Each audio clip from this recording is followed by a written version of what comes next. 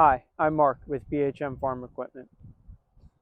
Today's video we're going to talk about a question we sometimes get asked in the dealership, which is where's the best value in a compact tractor?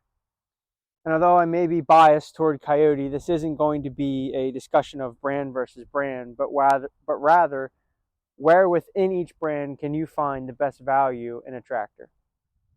Part of this discussion has to be the definition of value, and value is just not simply the cheapest tractor that you can buy. The tractor still has to perform the task that you need it to. But there are ways that you can maximize your value within a tractor lineup, and that's what this video is going to discuss. The first thing that I think of when finding value in a manufacturer's tractor lineup is by buying the tractor with the least horsepower for a given frame size. So within Coyote, there are several different frame sizes, but then within those frame sizes, there are different engine horsepower options for the tractor. So for example, the CK series is available with 25, 35, and 40 horsepower. The 25 horsepower tractor is going to be the cheapest out of them, but it's going to weigh the same as the 35 and 40 horsepower tractors and have the same load or lift capacity.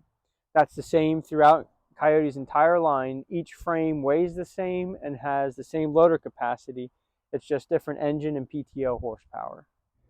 A way this horsepower for frame size is even further exaggerated in the Coyote lineup is between the CK2610 and the CK3510. The CK2610 falls under the federal emissions requirements, but the CK3510 does have to have those emissions requirements. With those emissions requirements come extra costs to manufacture the tractor, so there's even a wider gap in cost than, say, between a 40 horsepower DK tractor and a 45 horsepower DK tractor.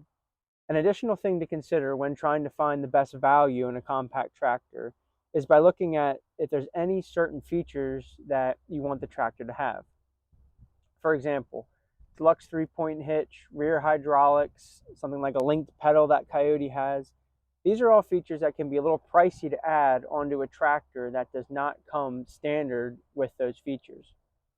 However, if you buy a model that has all these features that come on it from the factory, your bang for your buck is going to be a lot better than adding it on to a base model tractor. That's why the CK3510SE has been a popular tractor for us. If you would add all the features that this has over the standard 3510, it is much cheaper just to buy it from the factory with all the features.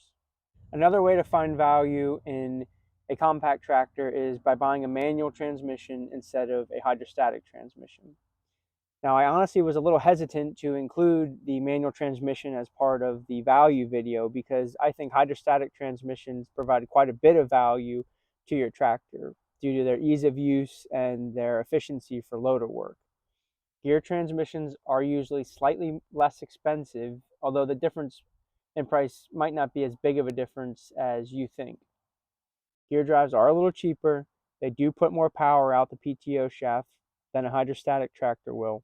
You just need to determine if your use case can work with a gear drive tractor or if you need a hydrostat. I hope you found this discussion on compact tractor value to be useful for you.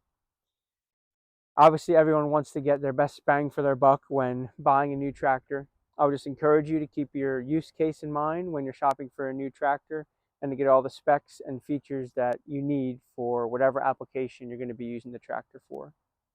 If you're in the Pennsylvania area and you're looking for a Coyote tractor, we would be happy to help you find the best value tractor for your application. Thanks for watching.